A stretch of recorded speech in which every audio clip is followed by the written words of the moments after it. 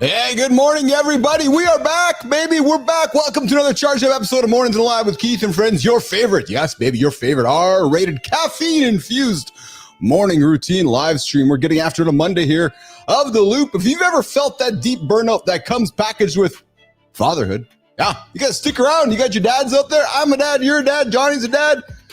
We're going to talk about burnout today, the Dad Burnout Crisis, and the powerful morning solutions nobody else is brave enough to talk about. Jimmy, you know what it is? The solution? Oh, I told you guys it was an R-rated show. I did. I warned you, but all you motherfuckers got to show up for the morning show. Yeah, true story. 8 o'clock Eastern time right here. Oh, yeah, our purpose, our mission to help you guys get up and get after it every single day. And speaking of bravery, who's getting up every single day? We got a guy from Pittsburgh today. Don't hold it against him. No, don't hold it against the guy. Nope. Today on center stage, Rich Erlich is joining us, sharing how he transformed from a factory worker into a Fortune 500 consultant, mastering the art of turning professional dumpster fires into quiet excellence. I suspect it's going to be a boring conversation, Erlich. Yeah, he's the boring excellence guy. Boring excellence, a contradiction in terms. Plus, we got some controversial takes in our protein break on nuts. Hey, speaking of nuts, guys, you check your nuts lately? Have you checked your nuts? Jimmy, have you checked your nuts? Rich, you checked your nuts this morning during the shower? I'm serious, guys. Testicular cancer, it's out there. The only person checking our nuts is ourselves. Well, unless your partner is. But listen, check your nuts, you guys. Roofy, you checked your nuts yet? Good morning, good morning, good morning, Roofy. Good morning, Lady Drew, you checked your nuts yet? Yeah, and hey, Pecans. Pecans apparently are good for us. We're going to dissect the Chia water craze, miracle drink, or digestion disaster. I'm eager to talk Chia water with John Andersen later on in the show. We're also going to deliver some 8 must. If we get some time, guys, we're going to get into Blue Sky, the Blue Sky application that's out there that is, the X and Twitter and Blue Sky and all that kind of crap. We're gonna talk a little about Blue Sky later on in the show for those of you that are looking to learn how the platform works and so forth. But first. But I did say that to Lady Drew, Jimmy. Yeah, we're all just checking our nuts, man. I don't care if you're female, a male, a transgender, a black person, a white person, a green person. We're all just checking our nuts, Jimmy. We are here to equally offend everybody about checking their nuts. True fucking story this morning. First, it's time for your daily dose of provocative insights and unfiltered opinions. Like the morning loop kicks off now with Harvard's $1 million honesty, fraud, and a juicy poll that's got us asking, seriously, how many times did you actually hit the snooze this morning? We ran a poll last week. Jimmy, do I drop the poll joke this morning right off the bat? Do I go there, Jimmy, or not? No, I don't think I'll go there just yet. We got a poll coming up later on the show here about how many times did you hit the snooze button. But Jimmy, before we do that, let's bring in the man. Not Rich Erlich. No, let's bring in John Andersen and see what's shaking with Johnny this morning in the lab. What's going on, brother? How are you, pal? What's up, brother? How are you? I'm fucking awesome, man. I woke up before my alarm today. I went for a piss, had my water, had a shower. I attacked my workout this morning. Johnny, I'm ahead of the game today, brother. I swear I'm ahead of the game, and I'm pretty damn excited about that. We got a great guest coming up on the show here today. The guy was a factory worker, now like a white-collar guy. I don't know, he went from blue-collar to white-collar. Did he have gray in between there, Johnny? I don't know, but how are you? How was your weekend? It was good, brother.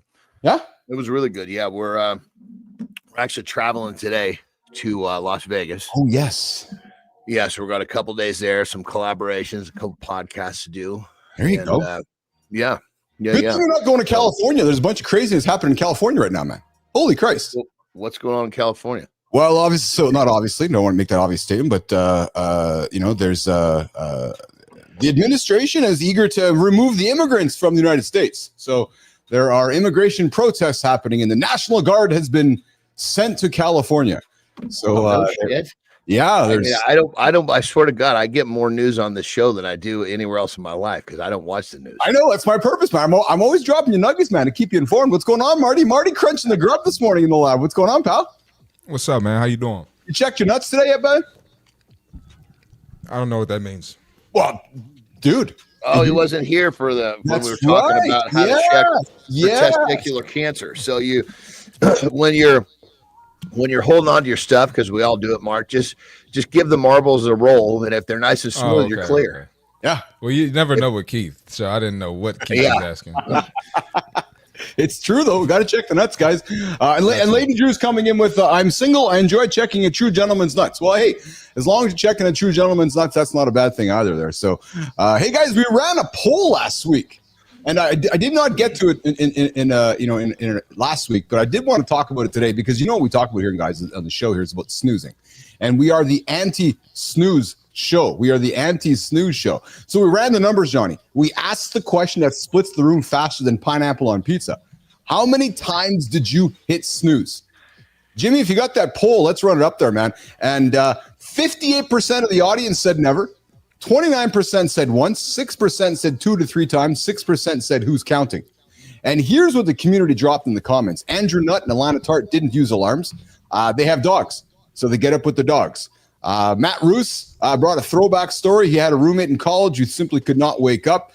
Tried every kind of alarm, nothing worked. So they brought him the massive metal twin bell alarm that rang like a 1980s fire drill.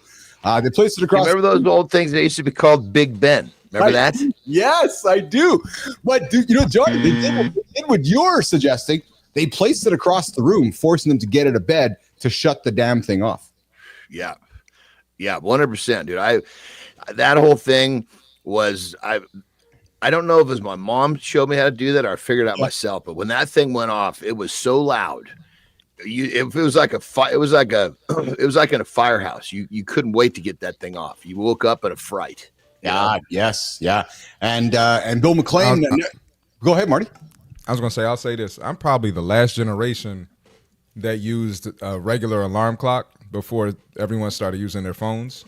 Yeah. I think I'm the last generation to do that. You're probably right, actually. You're probably right. Yeah. I have a clock radio in my garage. I don't know if you remember seeing it, Marty, but it's in my garage, my Canadian garage.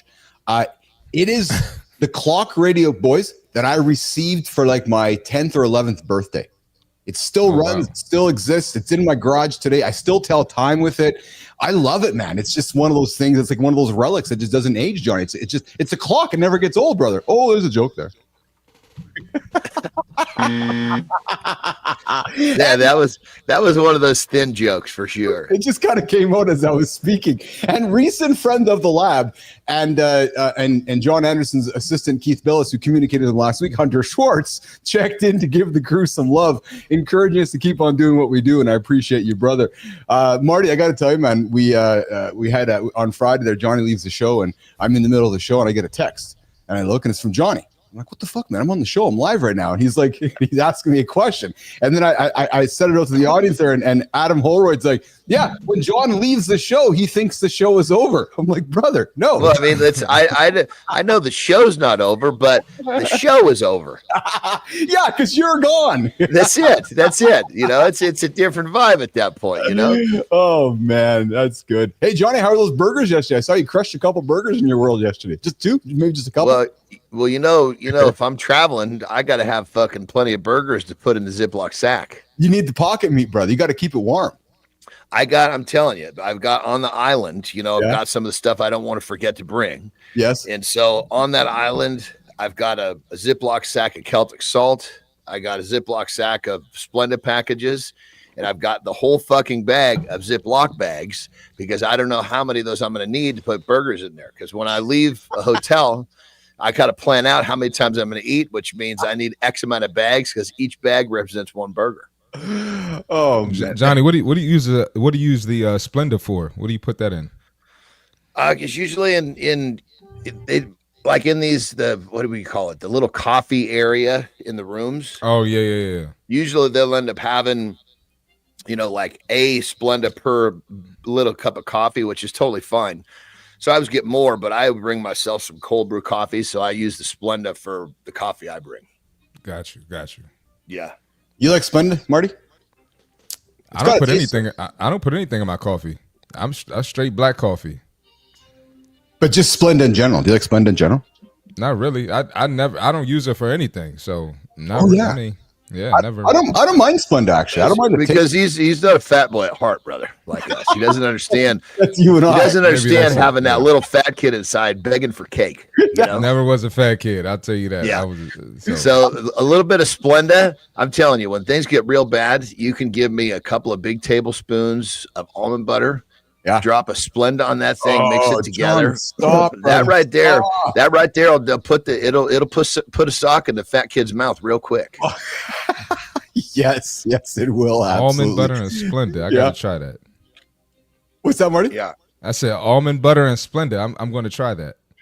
Oh yeah. It's just what it does is because the almond. Well, keep in mind, some almond butters are going to come really low sodium or sodium free. So if that's the case, I'll put some Celtic salt on there and some Splenda, because really what I'm looking for is that the nut butter, and the almond is the best one. That's the one I like to use. It's that salty, sweet flavored nut butter is what it is. Mm-hmm. Oh yeah. Hey guys, what if I told you that today's guest coming up in a couple minutes, Rich Erlich, went from pulling wrenches. Yeah, wrenches. I said wrenches, guys. Get your head out of the gutter, man. He went from pulling wrenches in a toxic factory for 25 years, Marty. The guy was J25 to flying on corporate jets, advising Fortune 500 companies. And Johnny, you're gonna love this, brother. Johnny, ears up, brother. He's never been inside a college classroom.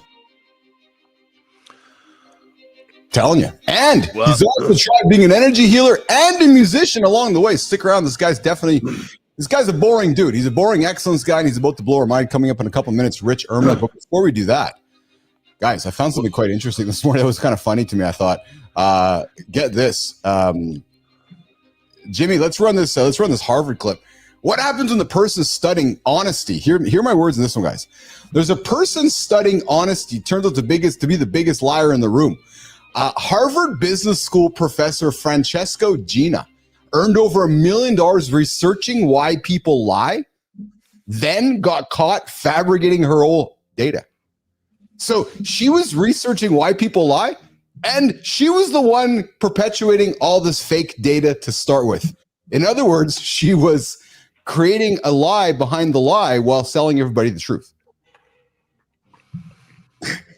What does that tell you, man? Like, I don't even know what to say to that. What is wrong with humans? That's the first thing that comes to my mind. Well, it teaches us two critical lessons, right? First, success can corrupt anyone if they lose sight of their core values. And second, we need to be more skeptical of experts, right? Even those at elite institutions. Well, I was going to say, it's like you got the guy who's a devout Christian or Catholic, and he's doing the most fucked up shit.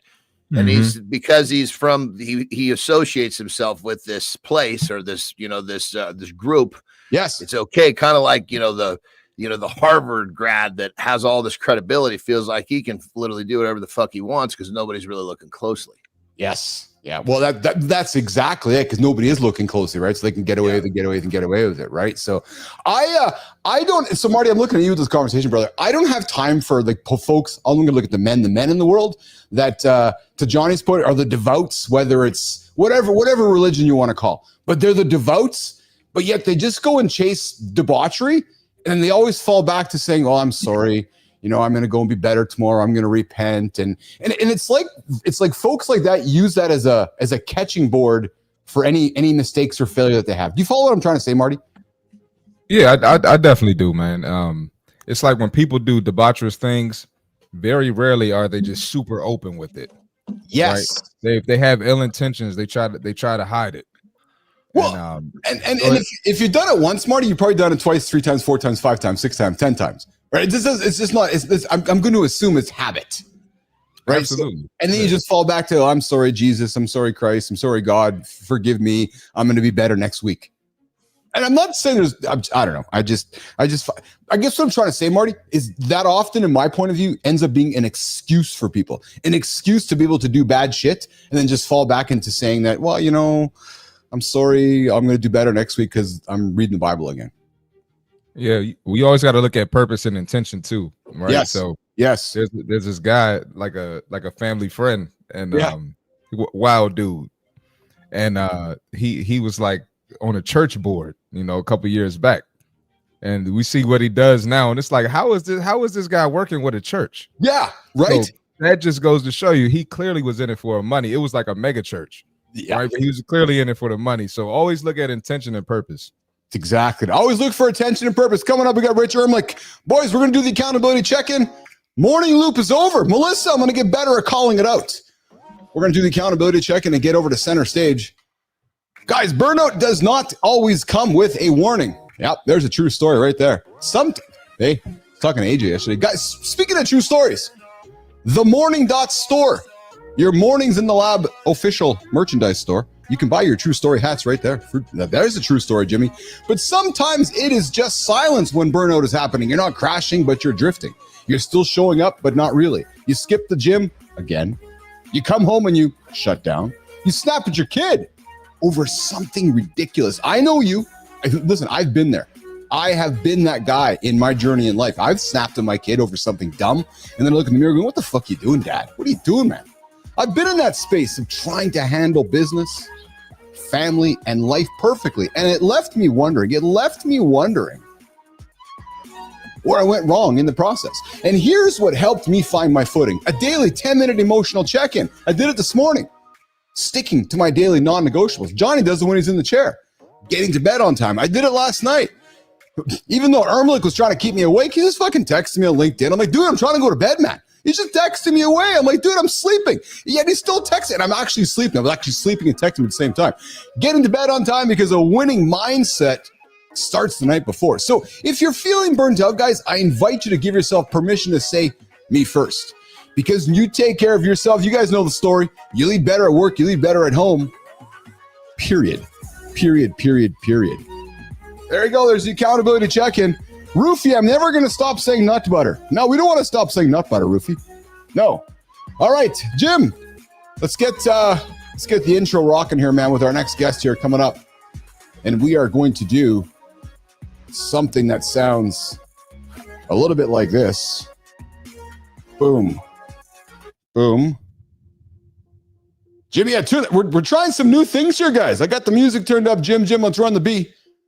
We've got Rich Erlich, the founder of Boring Excellence, and a guy who proves that the most interesting people often have the most boring advice.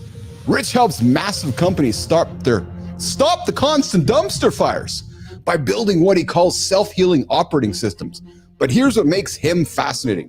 He's a former factory worker turned Fortune 500 consultant, a musician, an energy healer, and someone who ends every LinkedIn post with the rock and roll hand emoji. What's shaking, brother? We're going to chat about why boring excellence meets shiny new tools, how a poor kid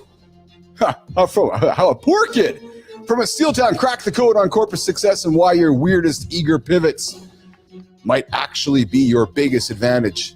Let's bring him in, Jim. Let's bring in the man of the hour. We got Rich Erlich. What's going on, Rich? What's Happy up, Rich? Monday, How you doing? gentlemen. Happy Monday to you. Dude, you're probably the only business consultant who ends every professional post with like this. What's up with that, man? I love it, dude. Like, you're just all about the fucking rock and roll signal, man. The rock horns. Rock the fuck on. Yeah, Why not? there you go. Oh, yeah. I did that when I was still in corporate. You know, I would sign off, and everybody's like, you know, best regards in the name or whatever. I'd just be like, stay awesome. Boom. I love it. Rich, you joining us from Pittsburgh today? Yes, sir. Just a bit south of Pittsburgh, far enough away from the traffic I can enjoy trees. Oh, the new home of Aaron Rodgers, Marty. I know, man. I saw that. I love Aaron Rodgers, man. Erlich, are you a football fan? Do you have any? Before we get into it, do you have any opinions on Aaron Rodgers signing in Pittsburgh? Oh man, this is where it gets dangerous to be in Pittsburgh and not really be a football fan. Yeah. Are you a hockey fan? I like to play the sports, but to sit and watch them is just like boring as piss to me. I'd rather get out and do it, right? Dude, I love that. So you it's boring. Definitely more fun to do it. Definitely. Boring is a big part of your vocabulary, isn't it, Rich? Yeah, that's pretty much it. No.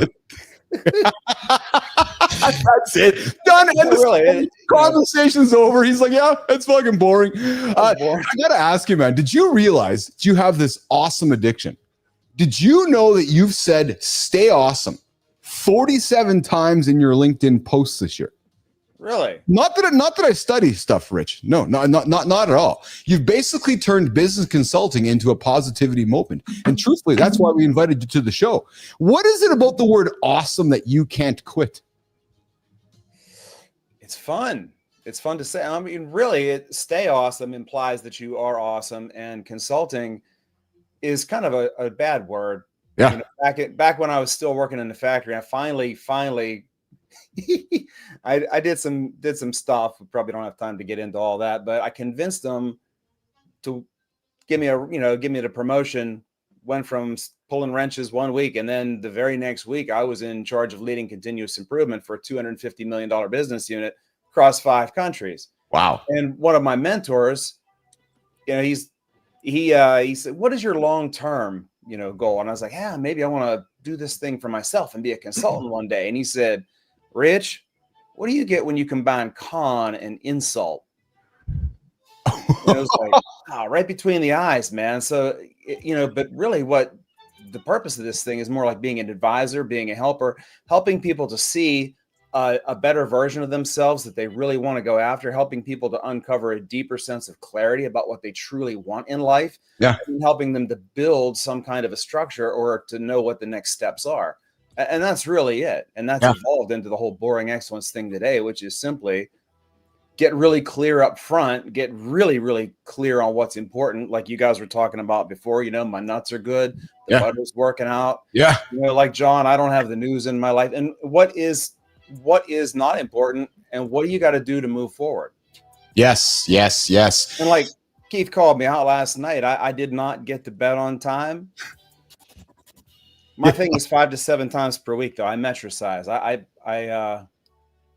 Did you say you metro size? I metricize. I turn everything into metrics. I got to measure shit. Oh, so interesting. Let's talk about this, because we had a good conversation on Friday around numbers, and John and I were chatting about, you know, I went for a run on Friday, and they said on the treadmill, go to 5%. All of a sudden you hear the number, it fucks with your brain. Yet if you're outside running, you don't know it's 5%. You just keep running. So when you say metro size, you know, it makes me curious whether those numbers fuck with you constantly, because you're not leaning into the feeling of it. You're leaning into what the numbers say. Most people measure the wrong thing.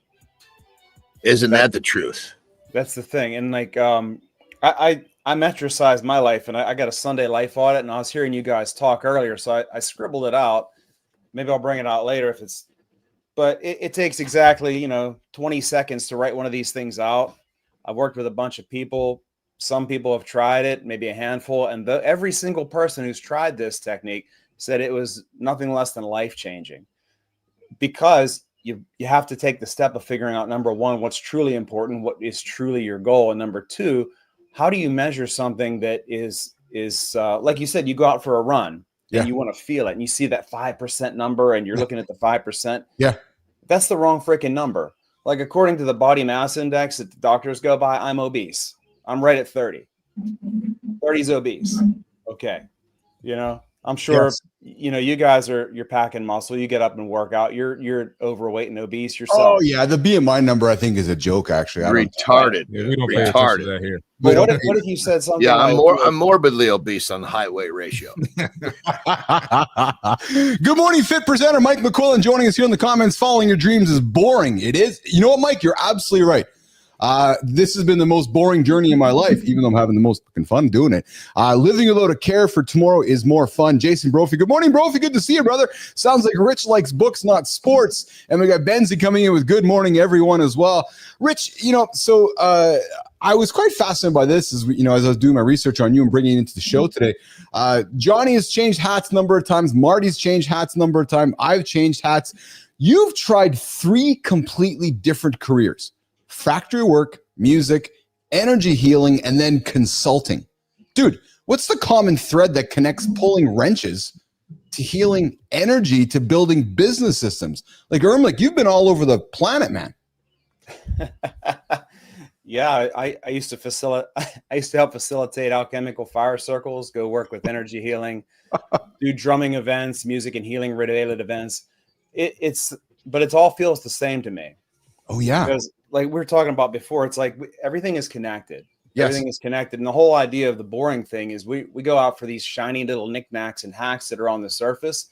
Everybody, especially right now, you hear talking about the latest little hack. Yeah. It's this little hack and this little tip and this little trick. But if you just do the basic shit right, if you just like eat right, sleep right, exercise and meditate a little bit, or pray, or whatever it is you do with your mind, if you do those 4 things reasonably well, you'll never get sick. Brother, I love it. One of my sayings is don't get lost in the details that don't matter. Right. Stay focused on the basics. The basics is all you need. The basics but it's so much easier to run to that shiny object because you're tired of doing the shit every day. Exactly. You know, it's Rich. It's interesting to hear you say it because we talk on the show often that the fitness lifestyle, you know, the get healthier industry is constantly searching for hacks, because at the end of the day, business is also marketing, and boring and going to bed early, drinking water, getting your protein, and doing it every single day is actually nothing sexy and marketable about that. So it's like every few weeks somebody has to develop a hack to create excitement, and like Marty said, you know, attention is a drug now. So okay, I got to create a hack so I can have a drug so I can get attention. But the reality is, healthy lifestyle and living life is really quite boring, isn't it, Rich? Yeah, and it's fucking awesome, because if you got boring, that's just a synonym for stability. Oh, It's a little bit boring in the front end because you're not doing the shiny stuff, but you got stability, you've got consistent energy, you've got focus, you've got stamina, you've got mental acuity. I can dominate over anybody who goes into a meeting with me and you see them grabbing their coffee and donut in the morning and they're like, oh, I need to get my energy. If you drink coffee in the morning and you feel better because of the caffeine, your brain's already not functioning at a proper level. Yes. You're already sleep deprived. Yeah, we're hanging out with Richard. We're hanging out with Rich Erlich, the founder of Boring Excellence, and a guy who proves that the most interesting people often have the most boring advice. Rich is hanging out with us, helping massive companies stop constant dumpster fires by building what he calls self-healing operating systems. We get to see Marty Fit Tip coming up in a couple minutes, and we're going to dig into some conversation around the Dad Burnout Crisis. Rich, are you Dad? Yes, sir. Awesome. Yes, we're going to have that conversation in a few minutes. Rich, can you stay with us for the second segment too? Absolutely. Awesome. Rich, Let's go, baby. Talk before we throw Marty on the stage here and talk Fit Tip. Talk a little bit about what is the self-healing operating system? Really, you got 5 chunks. Number 1 is get clarity on what the hell is really important and how your actions or people fit into it. Number 2 is turn that shit into numbers, the right numbers, and make it visible. Number 3 is to have a review and response system where you look at that stuff, look at the numbers on a regular basis, write that stuff down. Step 4, number 5, audit that shit to make sure it's still working. And I've got a little thing here that I drew that if you want to get into it, it takes 5 minutes to walk through. You spend 90 seconds to 2 minutes every Sunday afternoon. It'll change your life. Yeah. Yeah. How did you discover that? I read 700 books, tried a bunch of shit out, and like most of it was fluff. Brother, I love what you're saying, because with my clients, I actually have it's very similar. Your framework, it's a framework. Mine is a daily thing. It's max 5 minutes, and it's basically retraining the neuroplasticity of the brain. But it's, if people would have any level of repetition with this stuff, it's crazy. And like figuring out what you don't want to do today that you did yesterday is the first step. Yeah. I tried to do the daily thing. That was my first thought, but I can't stand that much admin. Oh, interesting. So hold on though. So even if it's 5 or 10 minutes in the morning, it wasn't working for you. So you do it on Sunday, and that sets you up for the week. And what I like about this is that we always talk about, you need to find what works best for you. But yours is business oriented, correct, brother? It's not true. It's the business framework you're talking about, correct? Both. I this little piece of paper, we did this in worked with a plant in Maine. We didn't have any technology available. We couldn't get anything. We spent $35 in capital outlay and increased the throughput of the plant by 10%. Wow. And I also use it in my personal life. Okay. And you doing it every Sunday is enough. Yeah. Interesting. I could hit it now if you want, just like for context. Yeah, no. I think I'm very curious, because I'm betting they're probably the difference between weekly, like is it the reason I have mine daily is because it's like this. It's trying to train the brain to do a certain thing every morning, right when you wake up. Mm-hmm. As to where if depending on the framework and what the reason, what the purpose of the drill is, would determine how often you might need to be done. It's an audit. The daily thing, I'm a little bit too ADHD for all that. And like last night, I got on a tear and I was doing some research, and I was like, well, I could go to bed on time like I know I'm supposed to, or I could finish this thing that I'm really excited about. I wanted to go for the feeling of completion, so I went for the thing. That's cool. That's cool. Good for you. You know, that's Rich. That's fascinating because I have been rewiring my brain the last few weeks to do the opposite of what you just said, which is go to bed, because I was so much focusing on trying to get it done. And 1 minute would creep into 3, would creep into 7. And I was chasing the dopamine. There's two parts of this. And I love this, Keith, because you're working on going to bed on time. So in my world, what I would be doing, I say, look, okay, we have this bedtime. I do want to finish this today, so I want to complete this. I'm going to fudge my bedtime, but that means I need to do much fucking better with my planning tomorrow. Yes.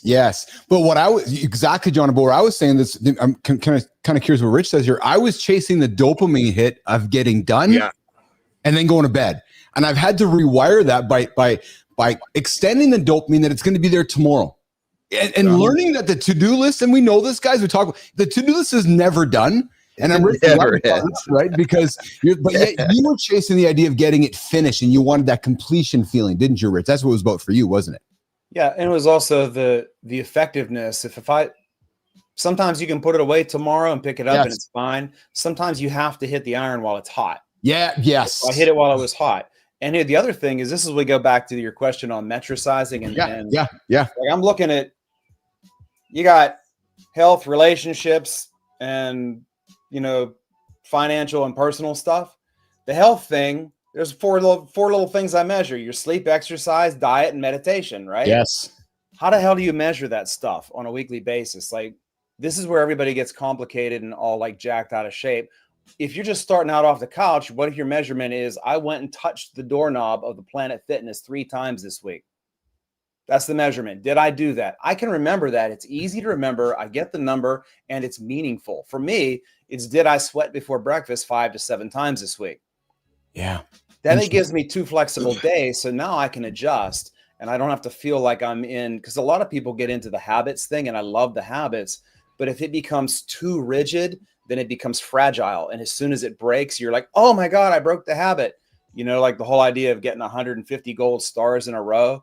Like, I've got 1,700 days in a row on Duolingo, and now I can't take a day off of Spanish because of my freaking ego. And brother, what you're saying is that's perfect, because I so agree. It's got to be the simple steps. That's one of the reasons why I do daily, because if you fuck up today, it's easy to let today roll off your back and start again tomorrow. But you fucked up 5 days. Now you've created a pattern of fucking up. It's too hard. Okay, now the 7th day I'm going to review. It's hard to shuck fucking up for 7 days versus fucking up for 1. Right. So that's kind of, and keep in mind, I'm also, me personally, I was built on daily repetition. And I know that when I simplify things and I can teach things simple, that's where I get the best benefit. So I think our stuff is really similar. It's just you subscribe to the weekly. I subscribe to the daily. Hanging out with Keith, John, and Marty, and our guest, Rich Erlich, the founder of Boring Excellence, and a guy who proves that the most interesting people often have the most boring advice. We're going to run to the fit tip with Marty. We're going to come back and get into conversation about the Dad Burnout Crisis, and then we're going to keep the chat hanging out with Rich Erlich. Marty, let's get after it, brother. Let's do that fit tip, pal. Let's get it, man. All right, we got the fitness tip for today. You can't out-train a bad diet. All right. You have to get your nutrition in order if you want to see results and if you want some longevity. Think about it. You run into some money problems. You can't borrow your way out of it, right? You got to make more money. It's the same with your fitness. Now, a lot of people like to use this phrase, oh, I'm just going to burn it off.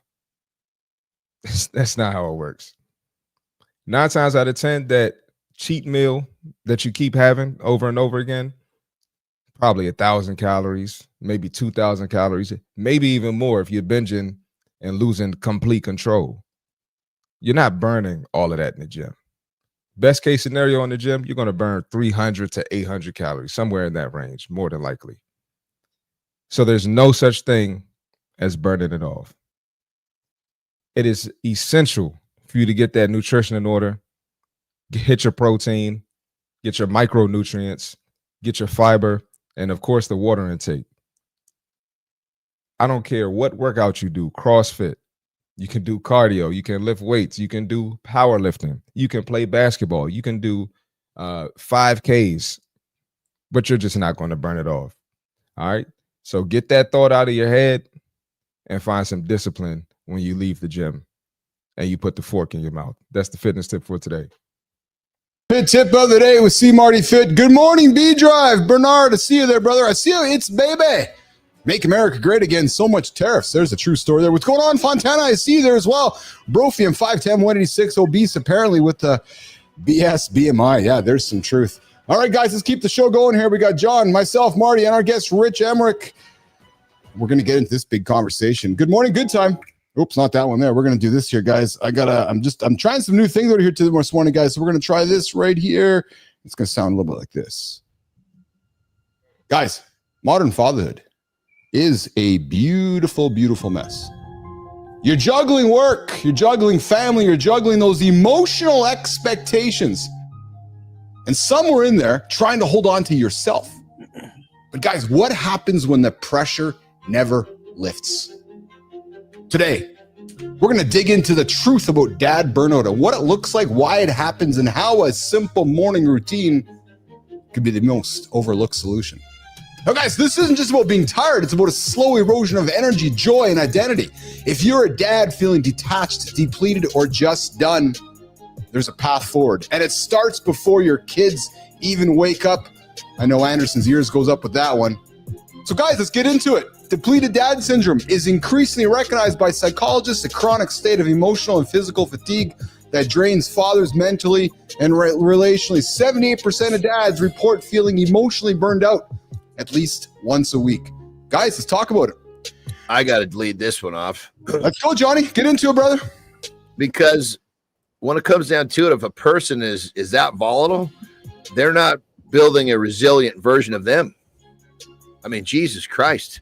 You know, I mean, go back in time when people fucking took better care of themselves. We didn't have these problems. We weren't fucking scrolling and burning ourselves out. We weren't fucking eating all this shitty food.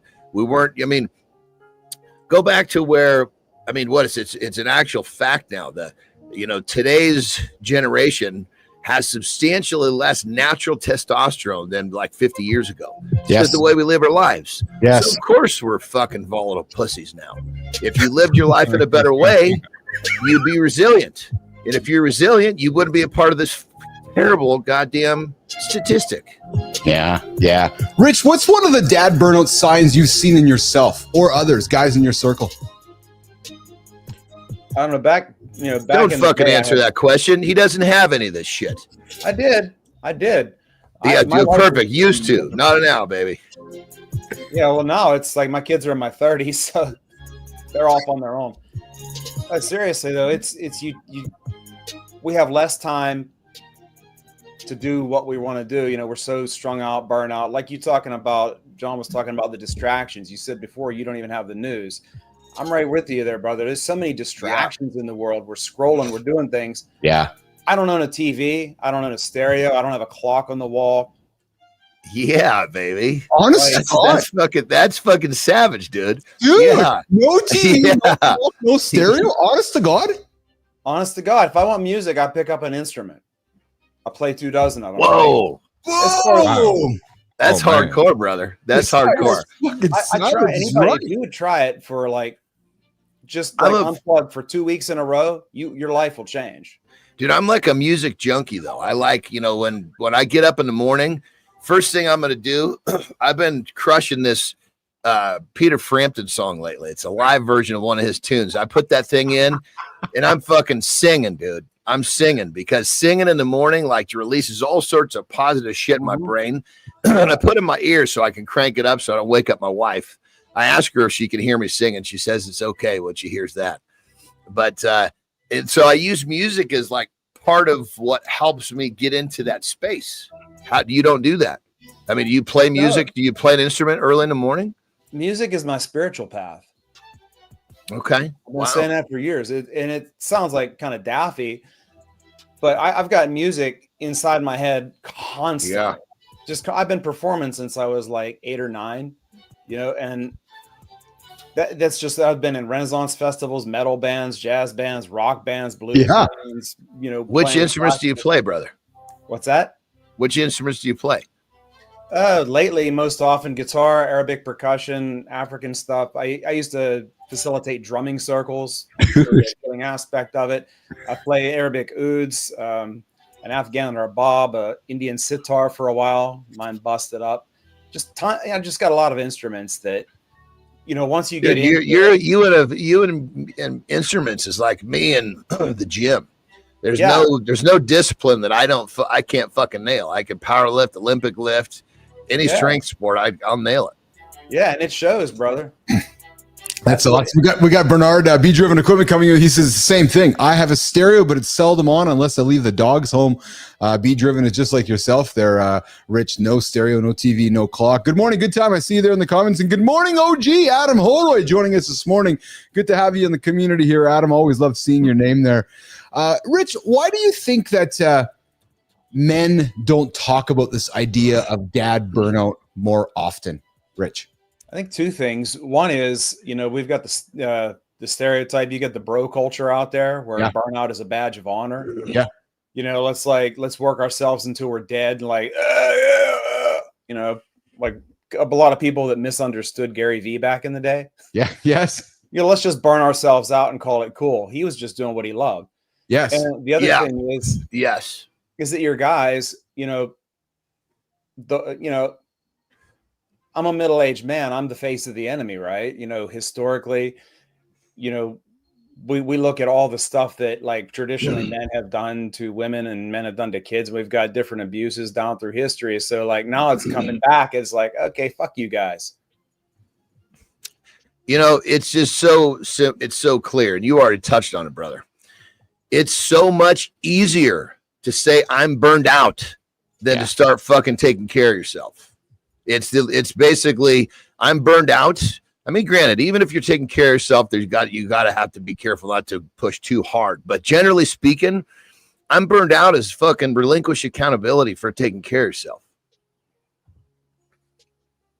Marty, brother. Excellent point.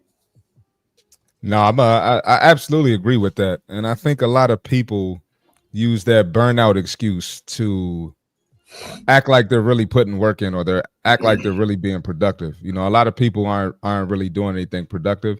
So I think the burnout thing just gives them a sense of feeling better than what they are. I don't know if that makes sense. And on that level, here's a perfect example. And Keith, I've talked to you about this in many cases, even on the show. Like when I have time, when I know that I'm going to be not as focused or I'm going to have more, it's planned free time, right? I will purposely burn myself out to basically so that I'm actually kind of like taking that freer time to recover because I want to be I want to be really as productive as I can. It takes me like I have to intentionally for 3 or 4 days really go over the top, busting my ass on every level to get myself, okay, I need to pull up a little bit. I need some time. So people that are just kind of going through their lives and doing what they do, they're just not, they have not created a resilient version of themselves. So they're too fucking fragile. Yeah, absolutely. Hanging out with Rich, John, Keith, and Marty here on Mornings in the Live with Keith and Friends. We're going to get the lifestyle tip here in a second with John Andersen. Marty, you got to rock and roll here, brother? Yeah, I'm a rock and roll, man. I got to go. This is a good convo. So I stuck around a little later today. Rich is a beast in disguise, eh, Marty? Like he's dropping these things. And I'm like, oh. Yeah, I just want to keep hearing more. I know, like, no clock. Appreciate you, brother. Then he says boring all the time, and then keeps adding new shit to the conversation. I know it is so true. It'll get deeper.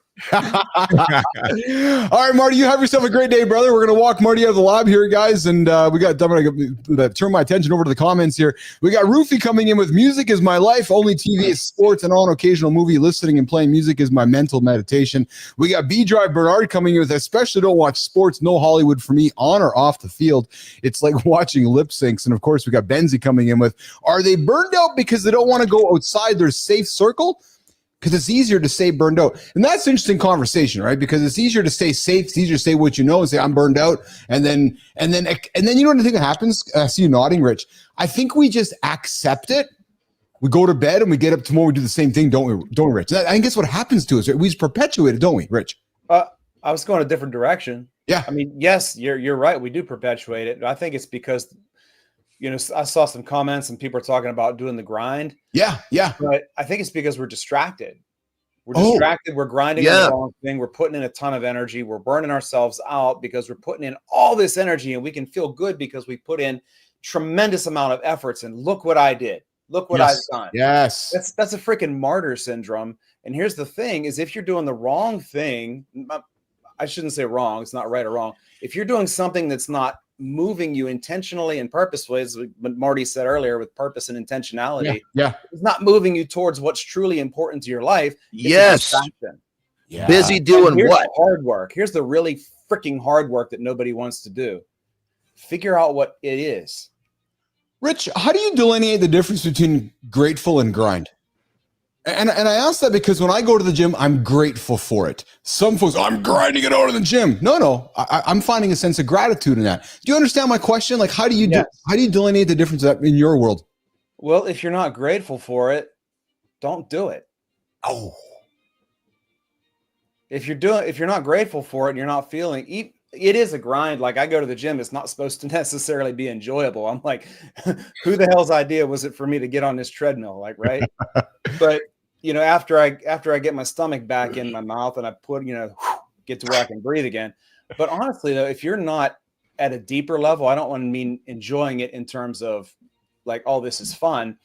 But if you're not grateful for it, you're not wanting to do it at some level, then you're just doing it for some other reason, whether it's ego, status, you want to be able to say you're grinding, you want to be able to say you're doing it at the gym. We got the wrong metrics. We're going to go right back to metrics because you're measuring the wrong shit. Yes. Well, there's a couple steps to this. There's a couple steps. Number one, you got to be grateful that, yes, you get to challenge yourself and you have the limbs and you have the feet. You're not sitting in a wheelchair. You get to train today. This is an amazing thing. And then the grind part is, okay, I'm grateful I'm here.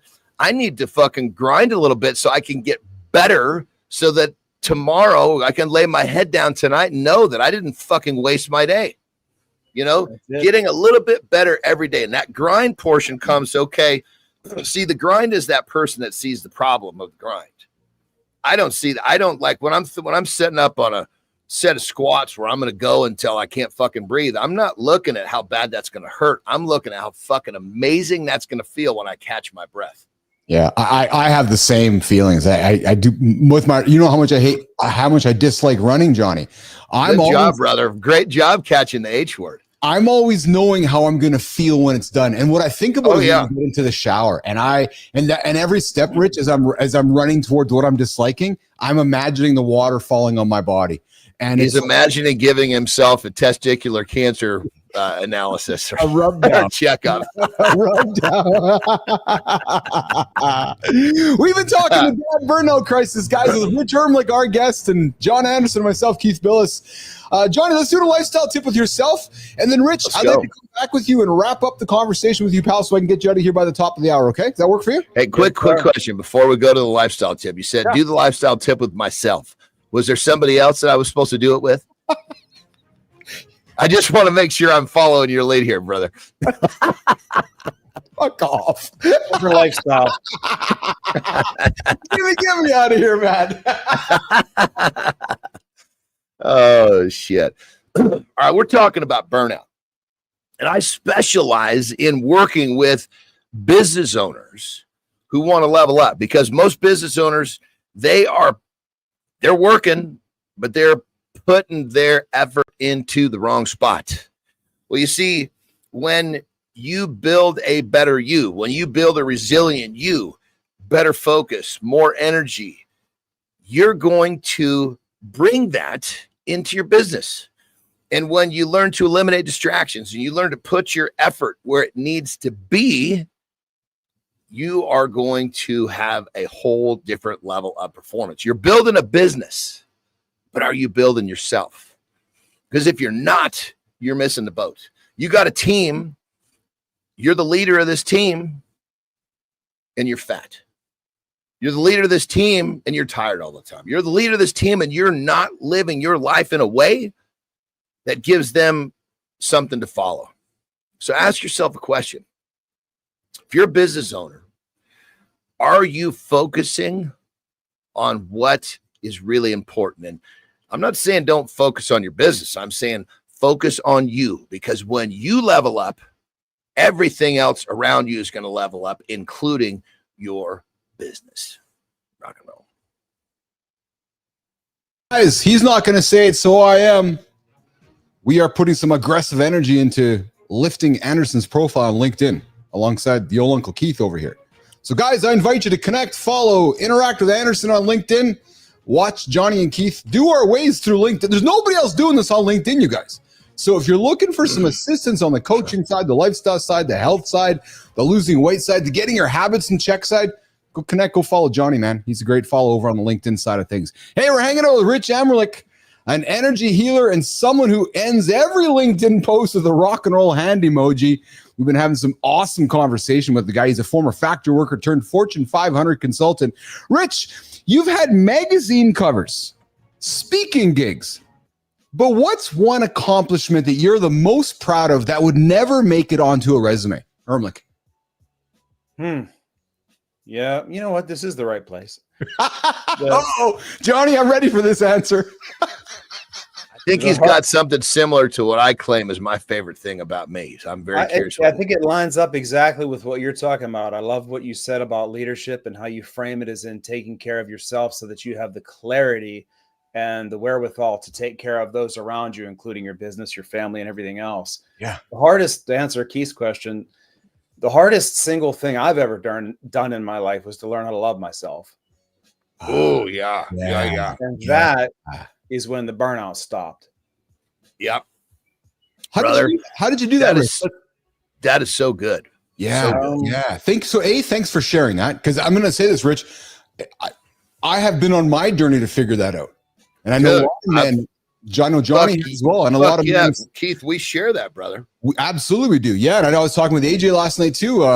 Johnny, just like you and I had a little chat yesterday too. And I'm talking with AJ and we've had the same conversation.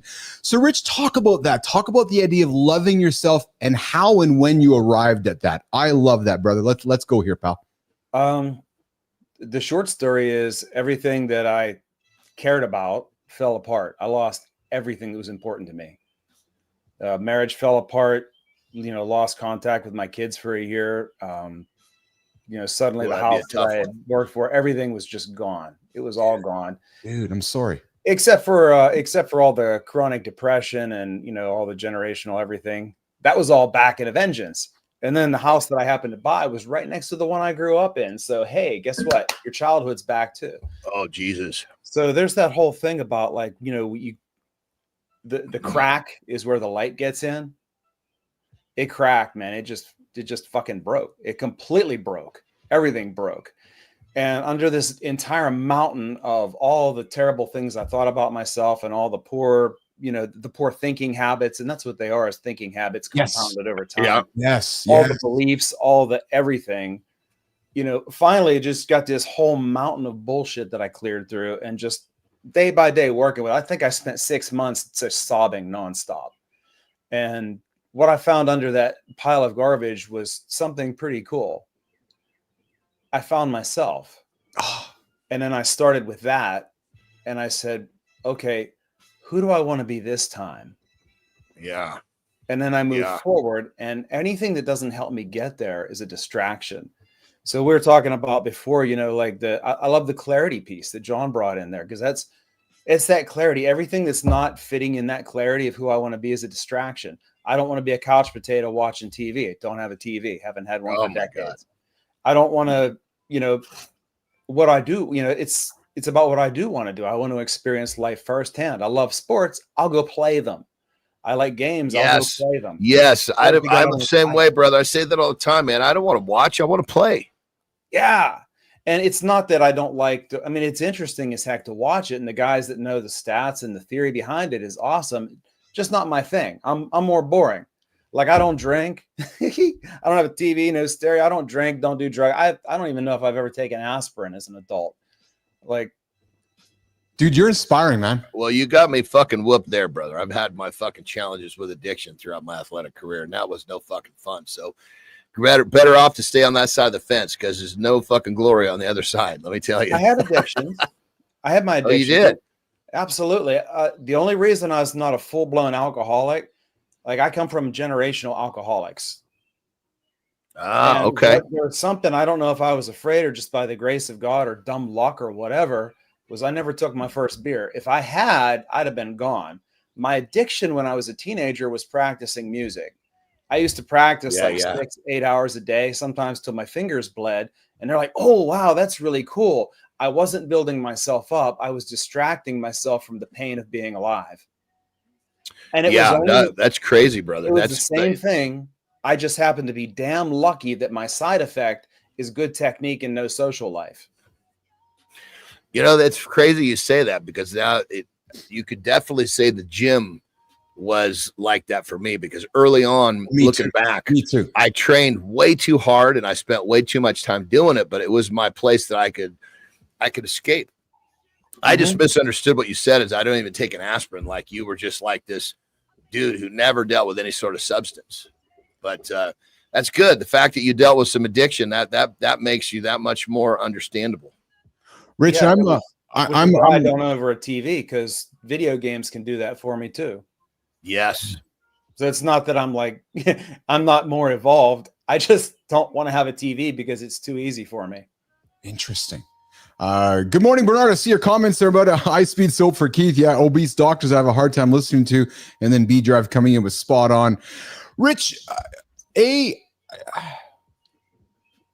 when I created the show, and I've been working at it with John and Marty, we've worked really hard to create a safe space for men to have the conversations we're having this morning. So I'm grateful that you shared that with us this morning. I really am.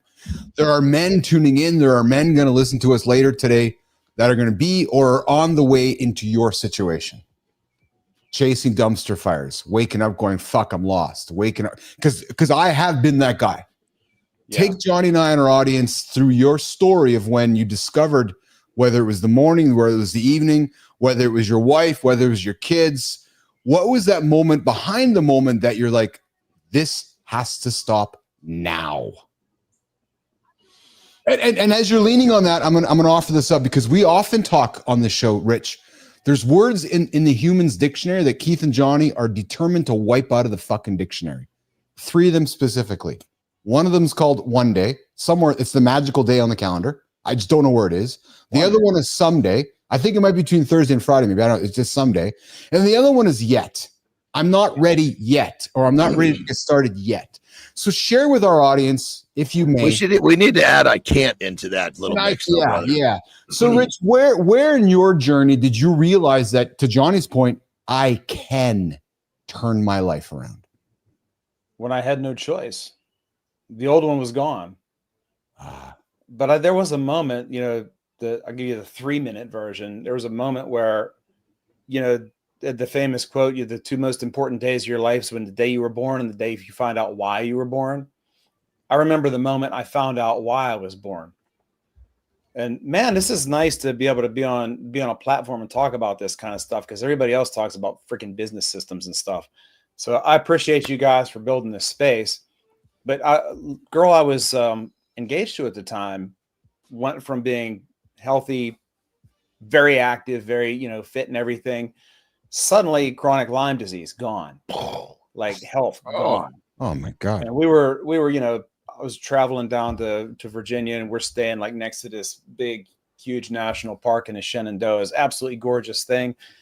But I was trying to help her like not think about her current condition. Like it was just devastating. Absolutely. And I'm like, what the hell? I'm not equipped to deal with this. I don't know what to do. But I had this old thing out of a book which said like, okay, find your life's purpose, and it was real simple. You like write down your mission statement for life. And then you write down another one, and you just keep going until you find one that makes you cry. Back in the day, I would sit and I'd write and I'd write and I'd write, and I'd get stuff that felt really emotional. I'd be like, this is it. And I'd go to bed and I couldn't remember it the next day. That ain't it. Well, this time I remembered that little exercise, and we did that with her. She was sitting on the porch. I was sitting on the porch. We're looking out at the vista, and I'm just scribbling on paper, not paying attention to anything, because I'm just trying to look busy, right? I don't want to like stare at her. That would be just weird. So I'm just sitting there writing, and you might see this going like, I'm not writing for me now. I'm just writing to look busy. That means my mental filter, the editor, the editor is turned off in my brain because I don't care. And gets me every time. I got to a point, and I just paused and I wrote, I help people learn to love themselves. And I started bawling. And I've never forgotten that moment. Everything I do in business, every time I play a show, every time I have a conversation on an airplane, every time I speak to somebody, that's where it is. Help people to love and express themselves more fully. And love yourself, Rich Erlich.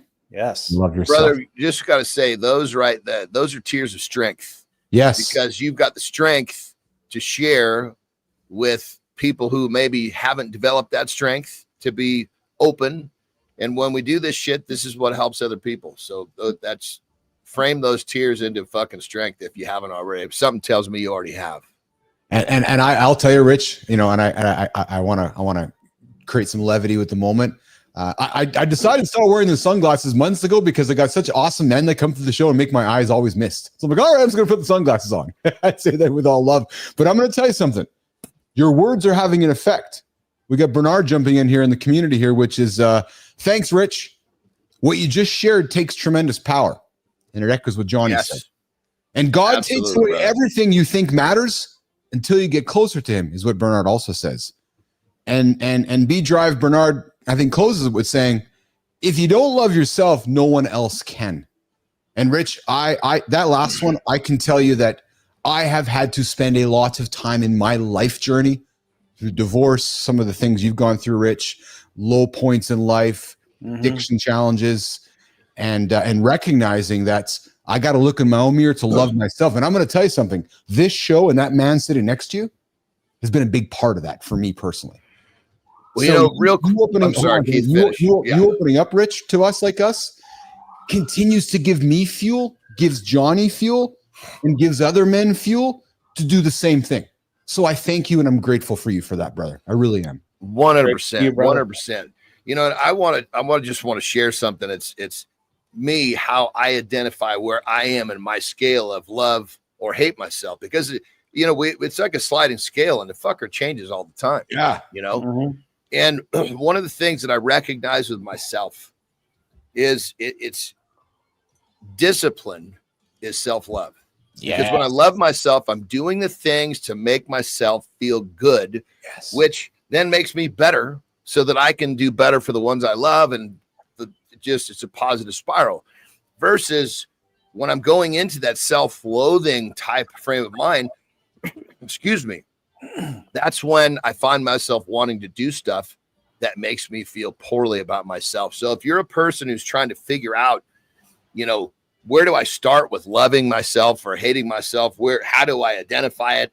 Just look at your behavior patterns. Your behavior patterns is the perfect place to start. And I can feel like I hang my hat on discipline. But I feel when my discipline starts to get a little weak and I start thinking about the shit I'm not supposed to do, I realize, God damn it, that's the old me that's fucking climbing up over my back. And I need to recognize that, shuck that shit, and get back to doing what makes me feel good about me, what makes me love me. You know, like, you know, no, you're not going to do this dumb behavior pattern because you love yourself too much for that. You know how you're going to feel when you do that. So love yourself. Are you going to love yourself? Or you're going to hate yourself? Because you know, in 5 minutes when you do that dumb shit, you're going to hate yourself. So for me, that really helps. And I'm hoping that can help other people identify this sliding scale. Because sometimes you go from this great place of loving yourself and all of a sudden you end up, what the fuck happened? And how did I get here? Yep. Your actions look the same. You go to the gym out of self-love and you work out really hard. You bust it, you grind. You know, the same grind, it can look identical. It can come from a place of self-love. I'm building myself up. I'm turning myself into someone who can serve and support and protect and to help build. And it can also be somebody who's grinding themselves out because they need some kind of validation. Yeah. Keith John and our guest this morning, Rich Erlich. I got to be honest, guys. What I love about this show, Johnny, is how organic it becomes. I had a whole different path where we were going with this today. And yeah, this was not what you had planned. I can guarantee. But and you know what, Johnny? I'm going to say this in front of Rich. I'm confident that Rich didn't think so either. And I believe that because we create the safe space, that Rich was like, hey, this is a place where I can have this conversation. And I believe that it shows our community that we're building here that not only that we're giving the men that come here the courage, but that they can feel the power to open themselves up. Rich, I think I'm correct in that, am I? You're like, hey, I wasn't planning on going here either, but this is the space we're going to get after. Am I correct, brother? Yeah, it's just organic. Here we go. Yeah. And if nobody's willing to start, the conversation will never happen. And exactly, brother. And that, oh man, I love you for saying that. You know, it takes one person to start the conversation, and then everybody opens up about it, right? And I'll tell you, I'm going to go back to our comments here. We got B Drive Bernard coming in with Johnny. John, same for you, brother. I've overcome addiction. Every day is a blessing. And Matthew Roofy, I love you, brother. Rich, if you haven't met Matt, you're going to meet Matt. He's our business development guy. Solid human. One of the greatest characters you'll ever meet. Erlich is an amazing dude. So many don't ever take the time, or when that time comes, they don't recognize and lean into it. Boom, boom. Self-awareness leads to self-love. Good on you, mate. And we got B-Drive come back with Rough. I'm glad to see you here every day, too. In high school, the weight room was my meditation. You have to focus using free weights, and everything else disappoints. And organic, authentic is always the way. All right, guys. Well, listen. One real quick thing I want to add to this, brother. Please, Johnny. Obviously, no question here with our guest today. Amazing. Yes. But when we do have guests like this come on, yeah, and the three of us are having this real honest, soulful type, just being organic, authentic, all this kind of good stuff. There's something that happens. I believe there's something that happens, and it's almost like the universe kind of opens the door for us to have this conversation in this level, so it can be displayed to the masses, because our humanity needs more of this. And I think when we're here and we have these moments, it's hard. I don't think that we could create these moments on our own. No, I agree with you. And that to me is the magic of this. Yeah. Right? And Johnny, you'll agree, Johnny, this only works when we have amazing men like Rich coming in and wanting to be open. Right. Or we had Mac Dome. Rich, I think you'll appreciate what I'm going to say next. We had a wonderful man come on the show about 3 weeks ago. His name is Mac Dome. He came out here, and we got guys talking about addiction to alcohol, addiction to pills, addiction to drugs, et cetera, et cetera. The guy came on and talked about his journey, his open journey with addiction to pornography, and how it destroyed his life. And I got nothing but props for a guy like that, because that's something that most people kind of taboo about it. But he's like, hey, I was that guy, and it fucked my entire life. The guy's living out of a camper now. He's got a bigger purpose. But my point is, Rich, is that when we create the safe spaces, magic happens. So I'm really grateful that you stepped into that and you allowed us to continue with you, pal. I really am. So yeah, I would say leaders pull their pants down first. Exactly, Johnny. It's exactly it. And I see Rich standing there naked right now. We're gonna do some quick hitters, Rich. How about some quick hitters, brother? Want to do it with you? I'm just checking the nuts. Rich, okay. So I can't even ask this one because it's not even relevant to you. But let's get after it. Morning person or night owl? Morning. Yeah, coffee or tea on the porch? Chai. I love it. Yeah. Most embarrassing song on your playlist? Oh, I just put a doozy on mine the other day. Oh man, I don't even know. I don't have a playlist. Shit. It's your own music. Factory work or corporate jets? Which was more stressful? Growth is stressful, so they're both stressful, but corporate jet is definitely more preferable. Yeah. Oh, even though the work was 10 times harder. Yeah. Energy healing or guitar playing? Which was harder to master? There is no mastering either. It's just progress. Oh, yes. I like that. I like every day a little bit, baby. Dude, just dropping nuggets, man. Handwritten cards or digital messages? Johnny, the dude's a handwritten card master, so I'm going to assume handwritten card. Yeah. I got a stack of them. I travel with them. If I have a conversation with you on the plane, I'm going to Google you and send you a card and thank you for your time.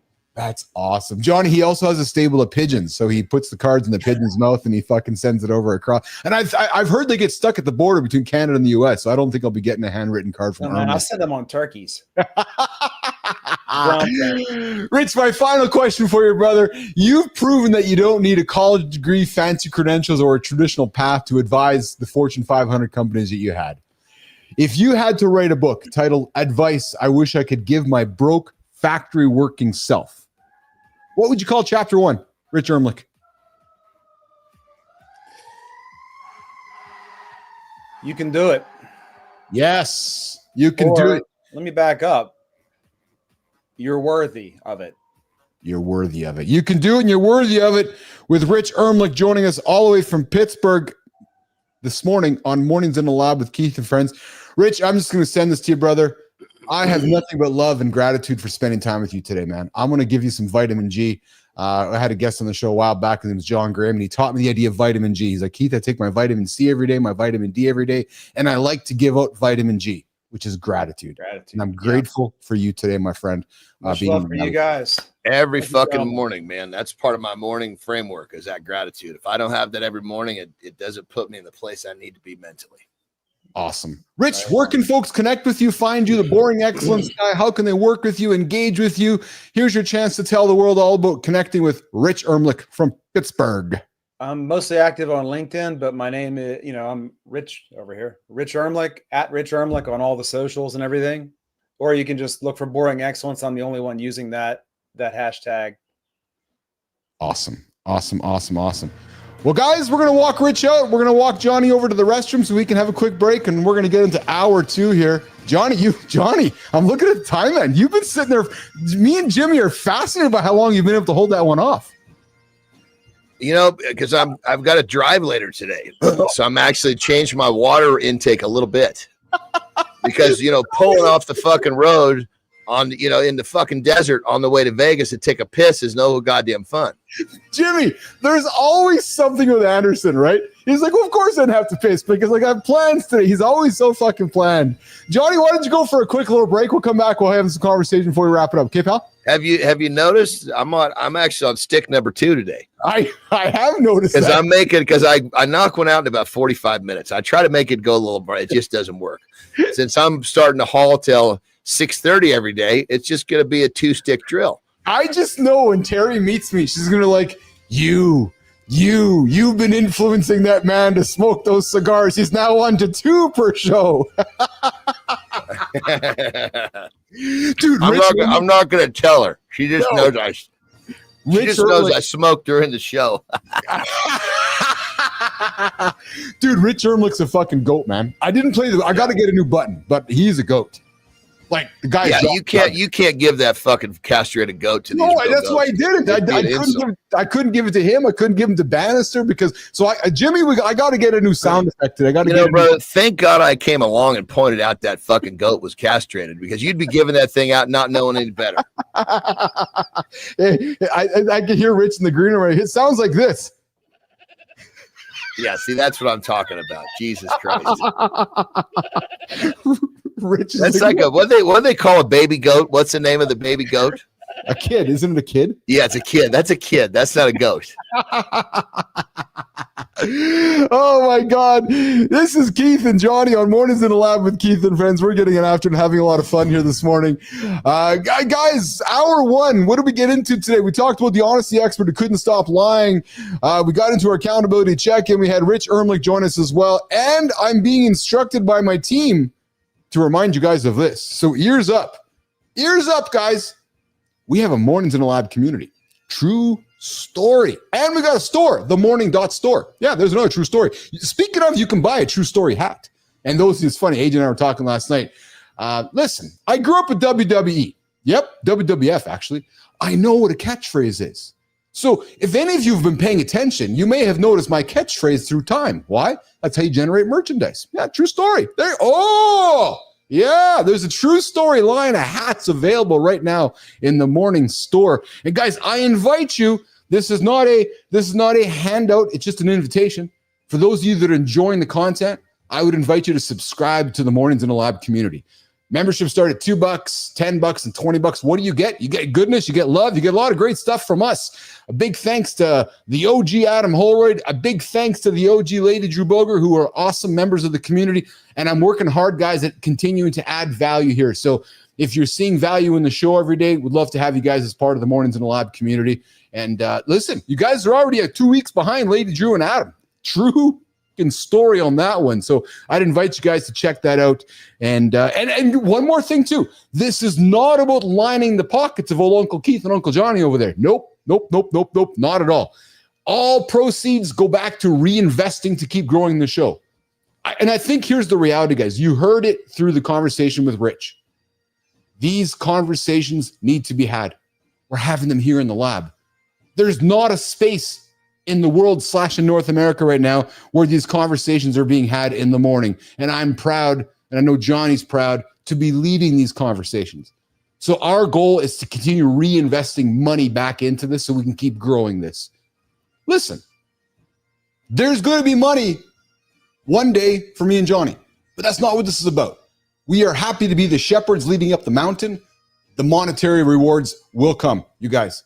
So I invite you, get part of the community, engage with the community, and connect with myself and Johnny over on LinkedIn. Like I said earlier, Johnny's got a big push happening on the LinkedIn side of things. So if you haven't connected with him, I invite you to do so and help us create the biggest morning show on the planet for men. This is not about Keith, John, or Marty. This is about you guys. And like I said, well, just like Marty said earlier, brother, the purpose of this was not about making money. The purpose of this was a movement. Yes, and it's happening. Yeah. It's happening. Hey, it's happening daily. You know, we love talking just like real shit. Yeah. Right. Well, God damn it. I got logged into LinkedIn. It won't let 2 streams go to LinkedIn. So we're going to need to get some sort of tech shit going on because that's way beyond me. Oh, interesting. Okay, interesting. I'll have to have a look into that. But Johnny, ever wonder what snack could actually change your heart health? Well, and I know you might know this, but there's a snack. Yeah. Okay. I said snack. According to a new study in the American Journal of Clinical Nutrition, swapping your usual cookies or chips for a couple of handfuls of a certain kind of nut. Johnny, what kind of nut do you think I'm going to talk about? That might be one of the simplest and tastiest ways to improve cholesterol and reduce heart disease risk. I fucking love this nut. Which nut do you think it is? Well, let's just remove the fucking, the I guess you'd say, the fake, the fraud. The peanut is not a fucking nut. It's a goddamn legume. It's misrepresentation. So when you go into the other true nuts, like an almond or a macadamia, they have essential fats. Yes. Essential fats are moving in the direction you're talking about. Pecans might be one of the simplest and tastiest way to improve your cholesterol and reduce heart risk. So around control. Pecan? Is it a pecan or a pecan? Oh, now we're talking the garage. We're talking the Canadian American. Right. The garage. So do you like pecan pie or pecan pie or pecan? I don't fucking eat I know you don't. A randomized control study involving 138 adults. 130. Who the fuck does a study with 138 adults with risk factors for metabolic syndrome? The intervention, Johnny, one group consumed 57 grams of raw, unsalted pecans or Pecans. The other group stuck to the regular diets. Total cholesterol dropped by 8.1 milligrams per DL, and LDL cholesterol decreased by approximately 6.6. Well, here's what I'm going to venture to say why. Yeah, because the diet, the baseline diet is so shitty. It's filled with a bunch of food that makes those numbers go the wrong way. Well, and that's so by putting some of the right food in, it's just taking some of the bad food out. Yes. We got some of the comments coming from here. BJ, so when I asked the question, Bernard, you're wrong, brother. No, it's not dark chocolate. I wish it was dark chocolate. Good time. Yes. Here would be an interesting thought on that, though. Yeah. Let's just say that they ate fucking carrots, right? What would the study have said then? Because is it a removal thing or is it an addition thing? Or a combo. Funny with some of these studies, right? Because you could take a group of a bunch of obese, fat, bad eating food humans, sit them down, give them some good food, and of course the results are going to be positive. Of course they are. Like, it's the greatest way to manipulate your stats. Bernard coming in with dark chocolate, I wish. And good time, yes. Jimmy, we got to call this one out. Yes, good time. I am Johnny's assistant. It's true. It's clear. There's no doubt about it. Good time. I love you, brother.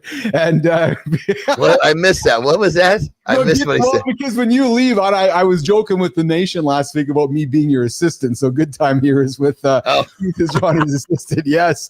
And then B Drive Almond, Matthew Pistachios. I don't mind pistachios. I like pistachios, actually. I love pistachios. I do too. I mean, when it comes like almonds, walnuts, walnuts are actually good for the brain too. Yes. Yes. The problem with me with pistachios, brother, true is a true story. Okay. I just can't eat 2 or 3. Like, I fucking love them. So if I'm fucking nuts in general fall into that fucking shit for me. Me too. They're like, so good. I know. So I will often not even eat them, Johnny, because I'm like, it's like, well, why would I just have a handful of nuts? Because I want to have 2 handfuls or 3 handfuls. So I'm actually exercising discipline, even though you're like, hey, Bilous, the almonds are healthy. No, Johnny, not when you eat a fucking bag of them in one sitting. Dude, well, you know, and that's the thing is it's like, even like with almond butter, I fucking love almond butter.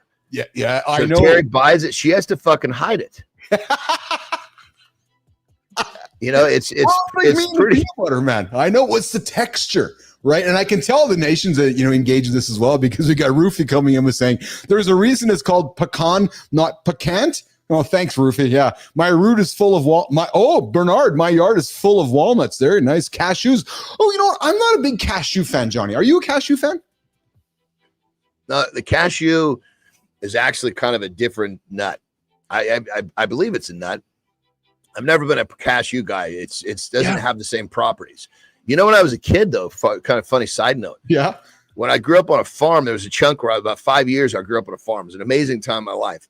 There was I don't know how many acres. There's probably 150 acres of filberts right next to us.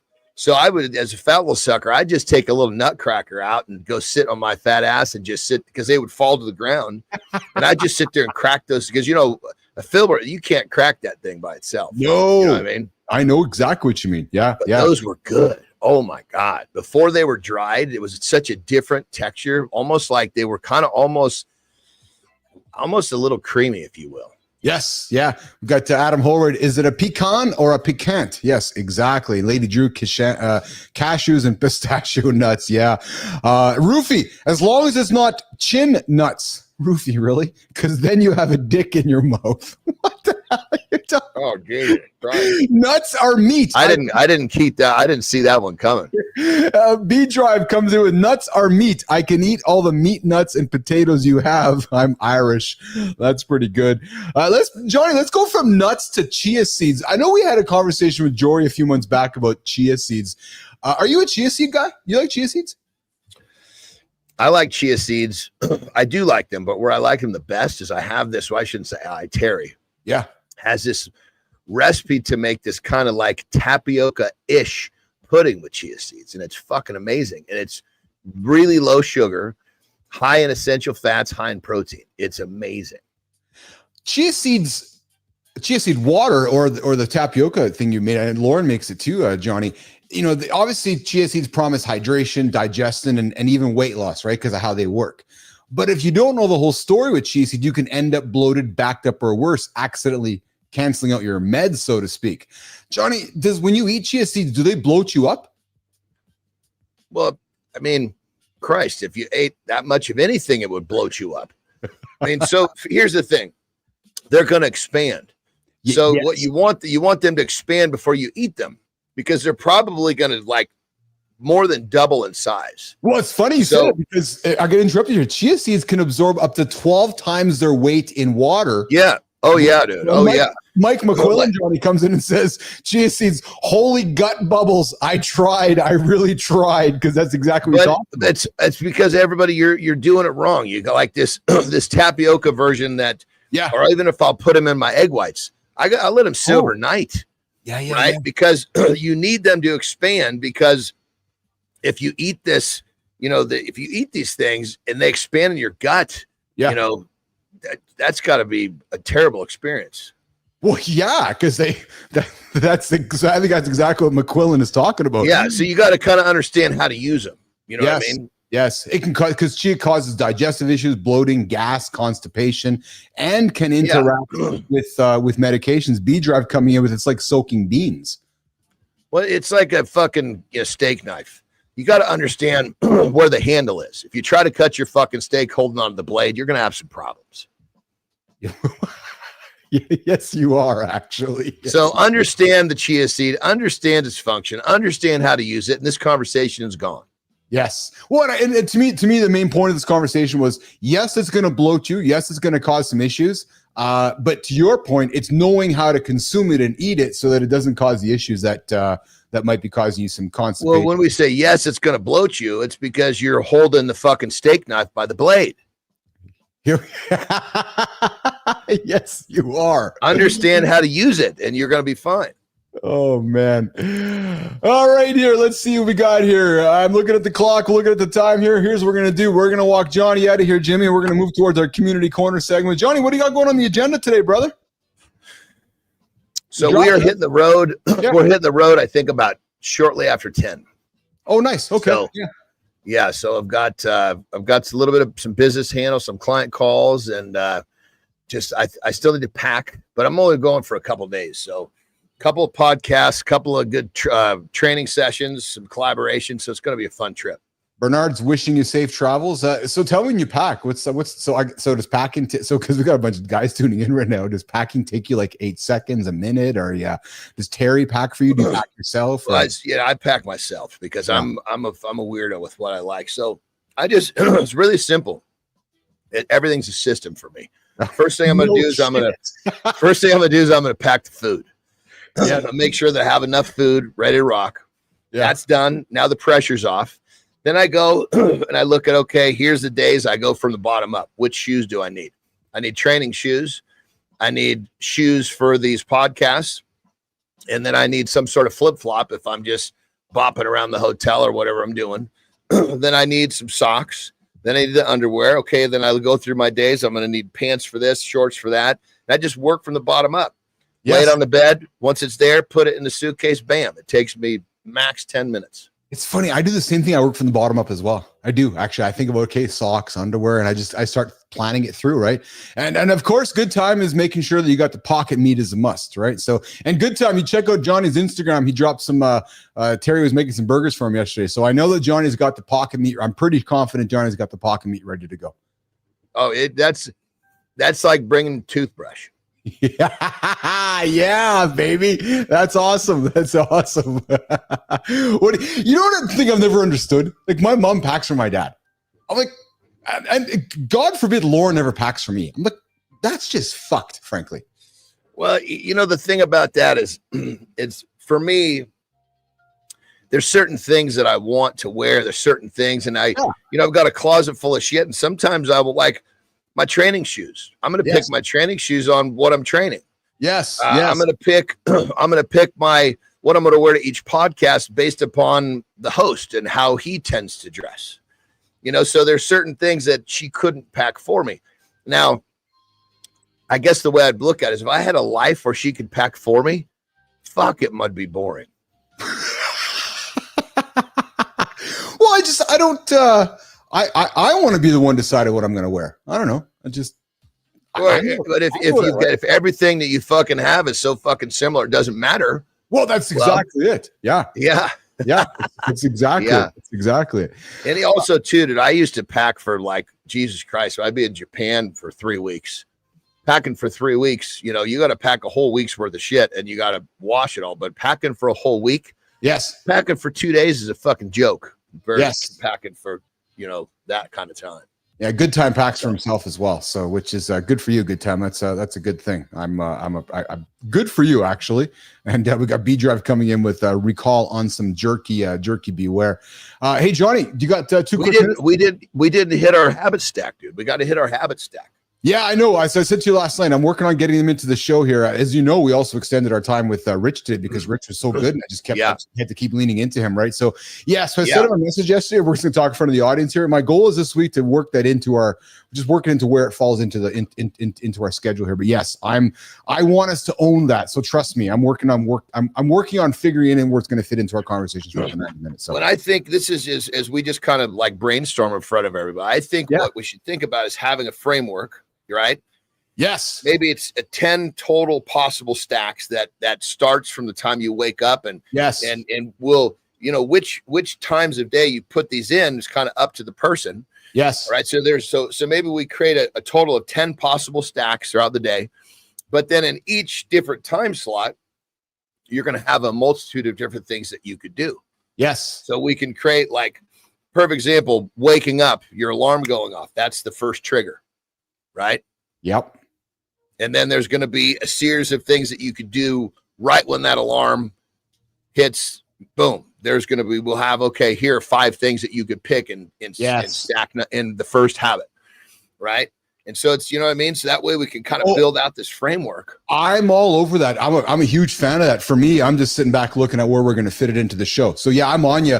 I'm just looking at where we're going to put into the morning loop or into maybe after after the guest leaves, in between like that 8:45 segment there. So, but I'm with you, brother. I'm 1,000% lined up with you, because I want us to own that. Like, there's certain things, and Nation, you're hearing business conversation with Keith, and I love this actually, because we're all about, sharing with everybody. But I want us to own snooze. I want us to own yet, someday, one day, habit stacking, like these series of principles that we so passionately believe in. And listen, we're not fucking going anywhere. So over the next 10, 20, 30 years, and not only us, but then the generation coming underneath us, I want people to know, if you're looking for a conversation, a show to help you, like just with Rich, a safe space that removes the someday from your metaphors, the one days, the yets, the snoozing, and inspire habits, then we are doing our job, brother. And I think there needs to be a prerequisite.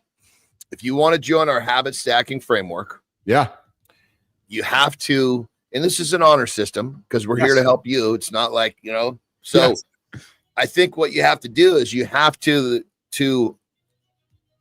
pre-qualify to do this. You must agree to put your alarm or your phone in another room. So that way we're bypassing that snooze. That's interesting. You know what I want to do, man? I haven't spent much time talking to you about this, but I did a little bit of research. I want us to create a snooze button or a snooze clock, something ridiculous. So that the world is like, oh yeah, these are the fucking people that disrupted the entire world, humans, with snoozing. From Keith and Johnny. True story. Not going to work. I've had multiple clients that have actually taken little sound bites of me and made my voice their alarm. I believe it. Yeah. That would be fun. Good morning, Lauren. I see you, baby. I see you there in the comments. And Scott Benson coming in with 12 steps like rehab. Exactly. And there we go. We've got to make our framework needs to be a 12-step habit stack. I like that. So I agree. He's thinking the same way my brain has been thinking too. And what I like about this too is that we're not inventing anything new. I think if we can take some of the principles of some of the addiction programs and make them positive, because like you said, right? People get afraid of the word accountability and habits, but no, let's make them friendly. Let's make them welcoming. Let's turn it into a positive experience, right? So we got let's stay focused on having really, really like low barrier of entry. Like the non-negotiable is just, it's a 1-minute thing, not a 10-minute thing, because then you can choose to do minute 2. Yes. Choose to do minute 3. So really, really, that's a lot of my stuff. I have a non-negotiable of 1 page of reading. Yes. Only one. I rarely do only one. Erlich brought up, actually, is there Erlich swam against the current of habits because he was like, he thought they were too rigid, right? And again, what we talk about in the show is you got to find what works best for you. Yes. Right? Yes.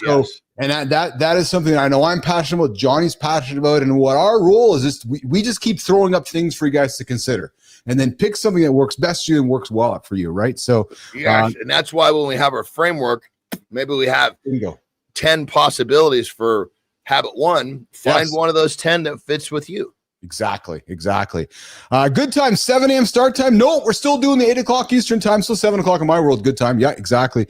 B drive 3 to 6 hours per day is my schedule. Dry Deck explains it as an Ed, my Bernard. I don't know what the hell you're talking about, brother. And then good time, or should I say I get to wake up earlier? Yes, get up earlier, guys. And hey, listen.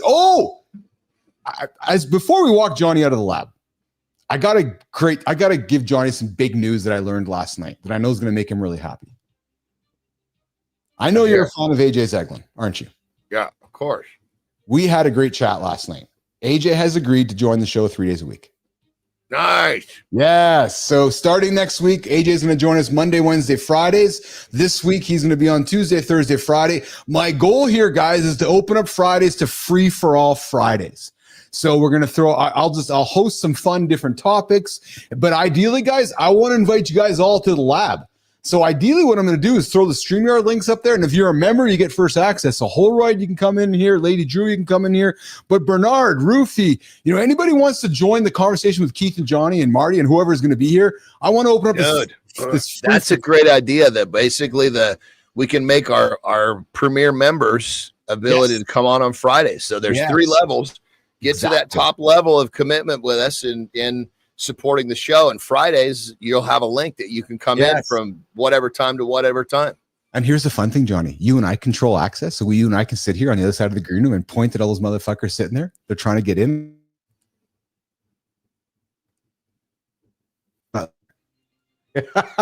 We can say, Jimmy, let that one in. Don't let that one in. Right? So, all right, listen, I know you got to rock and roll, pal. You gave us some extra time here today, which is awesome. We are going to, yes, and Jimmy, right. Yeah. So here's the funny thing, Johnny, is if you want to be on our show, you guys got to figure out the 2-stream thing. And as we know, not all of you guys can, even though Andersen does it every single day, the guy with the fax machine and the school of pigeons in his backyard. So, guys, the 2 streams, guys, girls, come join the show on Fridays. My goal is to start free for all Fridays. And Johnny, what I'm also planning on, because you know what some of our highest viewed, highest engaged shows are? Transformation shows. So in my brain, I'm thinking about maybe launching Transformation Thursdays this fall. We're going to put a call to the nation looking for folks that have gone through a transformation. Rufy, ears up on this one. Melissa, ears up on this one. Let's find folks that have gone through a transformation.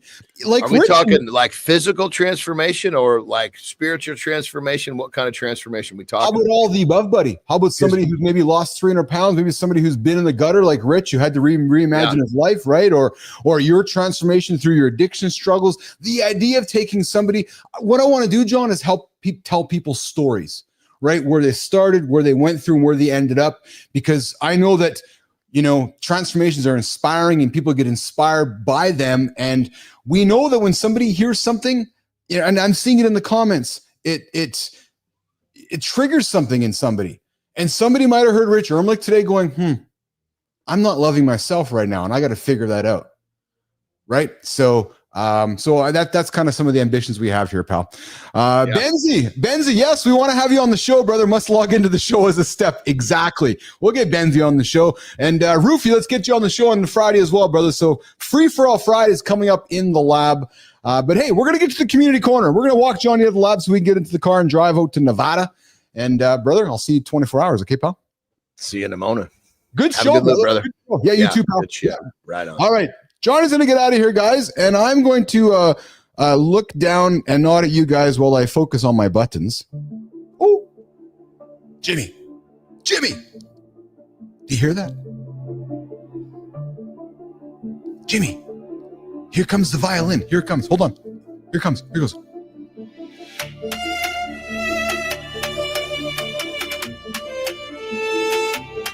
Oh, yeah, baby.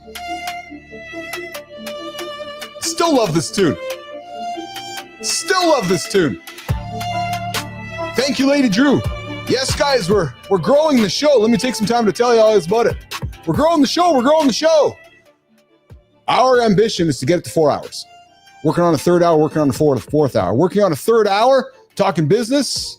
Working on a fourth hour for females, the female power hour. Mornings in the Live with Keith and Friends coming up in the future. But right now, guys, let's get into the community corner. Let's take the light. Let's shine it into the wonderful world of LinkedIn and Substack on Mornings in the Lab with Keith and Friends. Today, we're going to dive into some stories about authenticity, leadership, and what it really takes to build momentum in your morning routine. Jimmy, let's get into some real conversations. All right, let's set it up, guys. Is AI making us more human? The irony we can't ignore. Here's a mind bender from the Human Playbook. What if AI isn't making us less human, but actually giving us a chance to be more human than we've been in decades? Guys, think about it. For years, we've been stuck doing robot work at our jobs, optimizing and responding to tasks and systems that reward repetition over creativity. But now that AI can handle the grunt work, we're asking ourselves, we have time. We finally have time. We have space to focus on what only humans can do. Creating, connecting, strategizing, and imagining. It's like technology is giving us permission to be ourselves again. Yes, AI is changing everything fast, but let's not ignore what we can get back because of it. What we're getting back, you guys, is our humanity. Think about it. All those mundane tasks that were grinding you out, that's not human. All right, let's keep it going, Jimmy. Number 2 on Substack. Is this the most underrated success hack? Alex Mathers. Alex Mathers.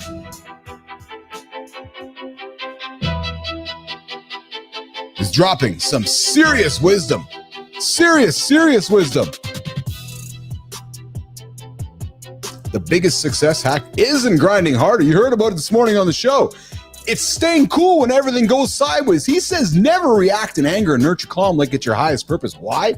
Because reactive people are always one step away from destroying what they're built. Think about your own morning mindset. Are you starting the day reactive, or are you building that calm from the moment you wake up? This isn't just about business. It's about personal development and how you show up for your family and your goals. How are you showing up today?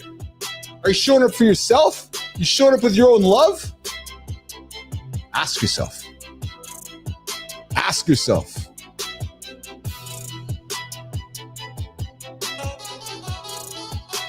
Scott Clary. Scott V. Clary. He gets straight to the point over on Substack. What extraordinary results? You got to make extraordinary choices. Average income, average relationships, average happiness. If you want something extraordinary, you got to be willing to make choices most people won't understand or support. Now, this hits different. It hits different when you think about your own life. Or are you following the crowd, or are you willing to make the moves that set you apart? It's about having the courage to go against the grain when you know it's right.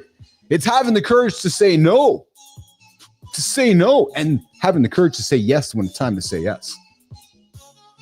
True story. That's absolutely a true story. All right, keeping it rolling. We're going to move it over to LinkedIn.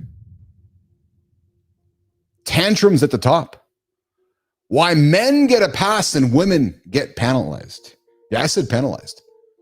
Ryan Salestad. Ryan called out something we all see, but we don't always talk about.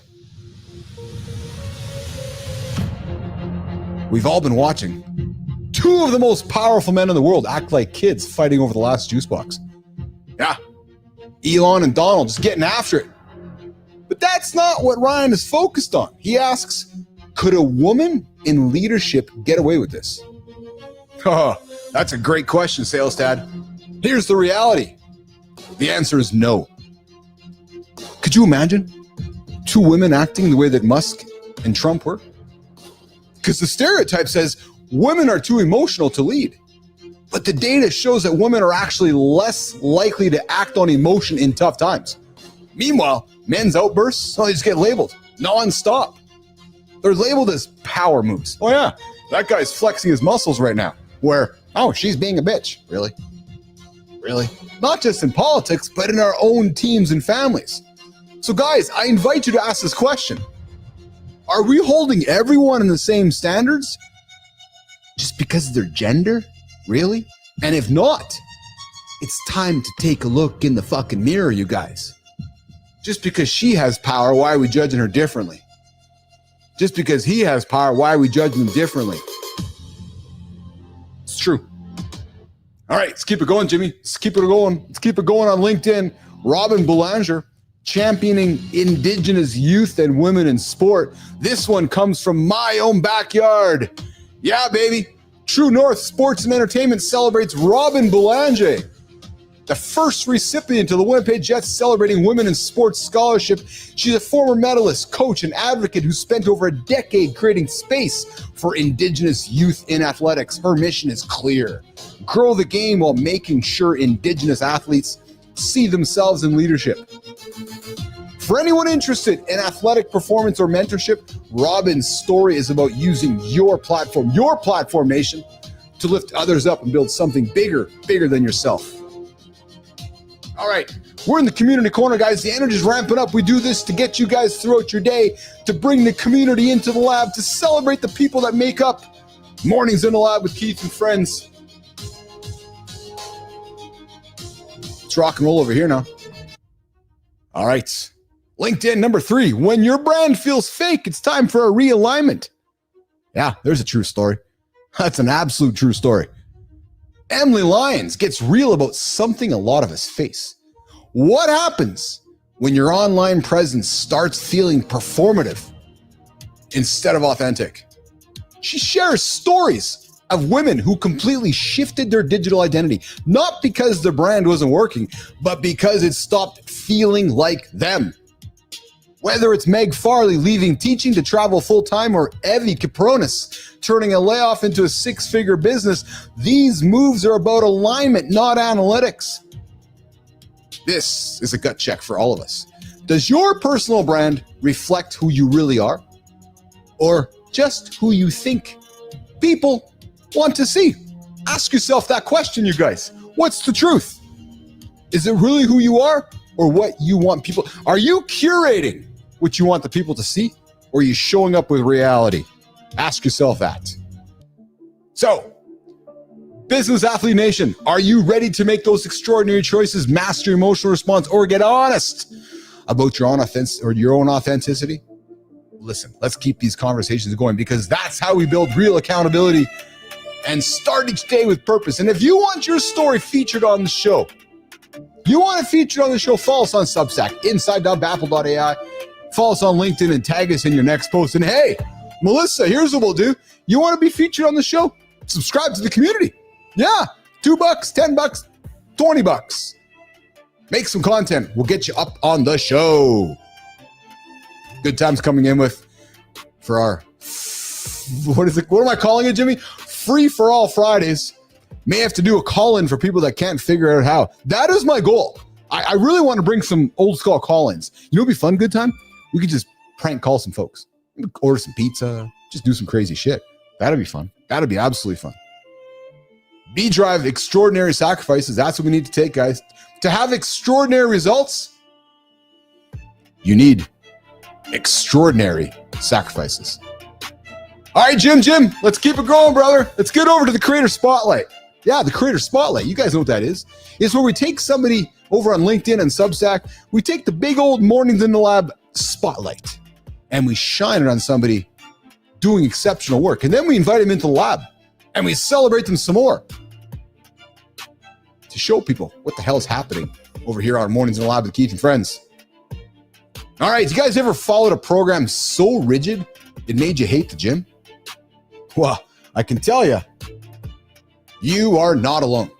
You just train like some 19-year-old with no job, no kids, and no bills. Now imagine training in a way that actually fits your life, where big lifts, high rocks, workouts, mobility, and weekends with your friends and family can all coexist, where you're not forced to trade your social life for six-pack abs or suffer tight hips just to feel strong. Wow.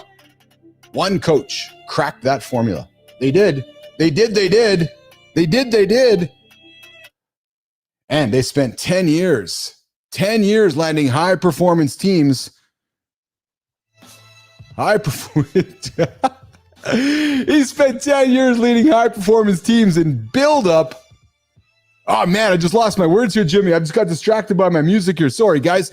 This guy, one coach cracked the formula. He spent the 10-plus years leading high-performance teams in corporate learning and development. He's competed in marathons, powerlifting, CrossFit, and high rocks. And he's helped men in their 30s and 40s who looked fit, but felt slow, stiff, and stuck. Now, this guy's method is part structure, part sanity, and all about sustainability. Mornings in the Lab with Keith and Friends is more than excited to introduce you to our Creator Spotlight today, which is Glenn Turner. The man turning gym bros into heroes and redefining what fitness looks like in your 30s and 40s. His Turner Train hybrid method delivers full body training, fat loss movement goals, and CrossFit style conditioning, all in under 70 minutes. With beers and burgers still on the table. I don't know about this guy, Jimmy. Beers and burgers and working out? Wow. So if you're tired of bro splits or all or nothing, or you're being strong but broken, Glenn's your guy. Follow him if you want personal development without the punishment, the fitness that fits real life, and real talk that gets you moving again. And hey, Glenn, I'm inviting you to the lab, brother. Yeah, you, Glenn. I can see you right now on the screen. Love to have you on the show. Would love to give you the big old creator spotlight so you can shine it on somebody in your world and we can pay this forward. On Mornings in the Live with Keith and Friends. All right, let's keep it going, Jimmy. Let's keep it going. As I look to change some of my tunes here, let's do this one over here. Ooh. Ooh. Ooh. Ooh. Ooh. There we go. Coming up, we're going to pivot our attention to the next platform we like to celebrate, which would be over on Substack and the Creator Spotlight. You ever felt like startup advice is either too vague or be useful, or so specific it doesn't apply to your world at all? Well, that gap between signal and noise, this creator we're going to celebrate today is living in it. And he's built a reputation by making the complex make sense. So while Jimmy, there's my list this morning. Oh, am I looking at the wrong camera? No, I'm purposely looking at this one while that one's on. I'm just trying some different things. Jimmy, you don't think I know what the hell I'm doing over here? You don't think I know what the hell I'm doing over here? While most growth advice comes from a blog post written in a rush, the creator we're celebrating right now treats strategy like a craft. Jimmy's just doing his job. Jimmy's just making sure Uncle Keith's looking at the right camera. This guy distills years of startup, investing, and operating experience into high-impact frameworks you'll actually want to reread. Every essay feels like a private consult with someone who's sat in the room you're trying to get into. This is the former growth lead who scaled Thumbtack's revenue 10 times. He built and sold the strategy firm that hit 5 million AR in 3 years. He now leads 50 plus strategists and analysts as CEO at Fair. And yes, this guy has advised Disney, Starbucks, and top tier consumer investors. Nation, I invite you this morning to meet Dan Hockenmeyer,